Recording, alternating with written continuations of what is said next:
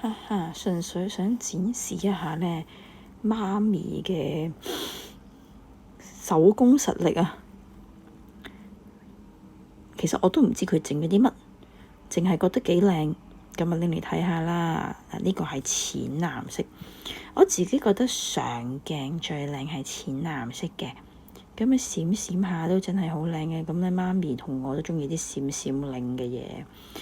咁呢個咧就係佢哋即係被譽為啦嚇最靚嘅一個。我覺得佢上鏡就麻麻地，不過好似打咗燈係最靚嘅。嗱，你哋睇下 OK 啦。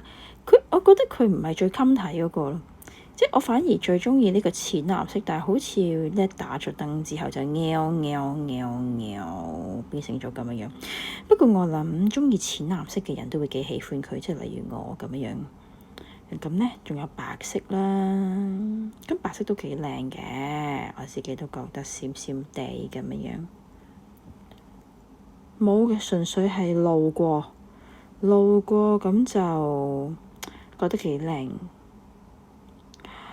咁就影俾大家睇下。呢個就黃色啦，咁啊閃閃地咁樣。多啲觀察身邊微小又美好嘅事物，哪怕一個黃昏嘅天空，都能夠喚醒你疲倦又柔軟嘅內心。加油啊！